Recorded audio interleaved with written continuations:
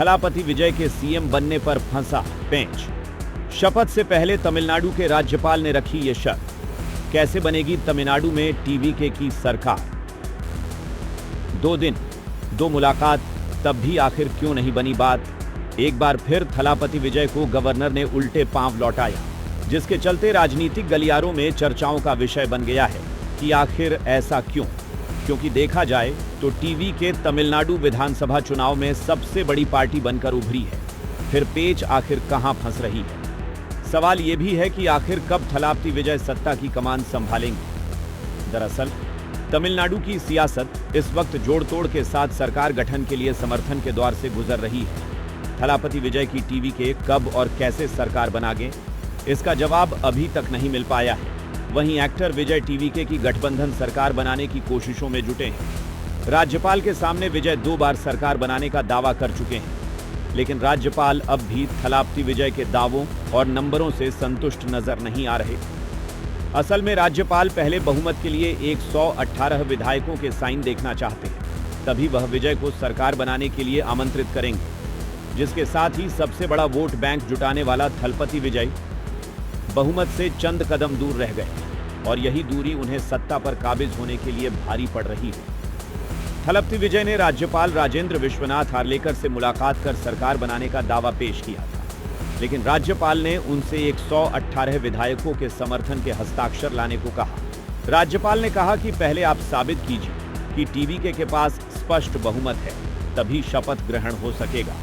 वहीं सूत्रों का कहना है कि राज्यपाल का रुख है कि सरकार बनने के बाद कोई अस्थिरता न हो, इसलिए शपथ से पहले स्थायी बहुमत का भरोसा जरूरी है। इस राजनीतिक घटनाक्रम ने एआईएडीएमके और डीएमके दोनों खेमों में हलचल बढ़ा दी है, जिसके साथ ही एआईएडीएमके नेता पलानीस्वामी ने भी राज्यपाल से मिलने का समय मांगा है। वहीं दूसरी ओर वीसी के प्रमुख थोल थिरुमावलवन ने सीएम एम.के. स्टालिन से उनके आवास पर मुलाकात की है। वीसी के जल्द ही टीवीके के साथ गठबंधन पर अपना अंतिम फैसला घोषित कर सकती है। वहीं डीएमके ने संकेत दिया है कि यदि टीवीके के साथ जाना चाहती है तो पार्टी उसे रोकने की कोशिश नहीं करेगी। वहीं आपको बता दें कि टीवीके प्रमुख विजय ने सरकार गठन पर चर्चा के लिए 6 मई को चुनाव जीतने के बाद नेताओं की एक हाई लेवल मीटिंग बुलाई थी, जिसमें कांग्रेस के 5 विधायकों ने टीवीके को समर्थन देने की पेशकश भी की है। लेकिन फिर भी विजय की पार्टी को 234 सदस्यीय विधानसभा के साथ बहुमत नहीं मिल पा रहा है। सरकार बनाने के लिए 118 विधायकों का होना जरूरी है और टीवीके ने 108 सीट पर जीत हासिल की, जिनमें से विजय को अपनी जीती हुई 2 सीट में से 1 से इस्तीफा देना होगा। उधर विजय के शपथ ग्रहण में देरी पर सीपीआई ने सवाल खड़े किए। सीपीआई ने कहा कि तमिलनाडु की जनता ने भले ही स्पष्ट बहुमत नहीं दिया हो, लेकिन टीवीके ने 108 सीटें जीतकर सबसे बड़ी पार्टी के रूप में उभरकर सामने आई है।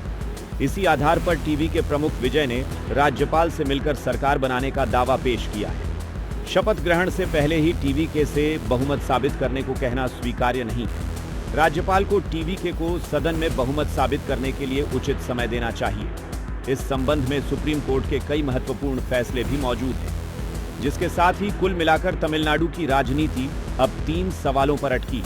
पहला, क्या विजय 118 विधायकों का समर्थन जुटा पाएंगे? दूसरा, क्या टीवीके उनके साथ जाएगी? और तीसरा, क्या राज्यपाल सबसे बड़ी पार्टी को फ्लोर टेस्ट का मौका देंगे या पहले ही बहुमत के दस्तावेजी प्रमाण पर अड़े रहेंगे?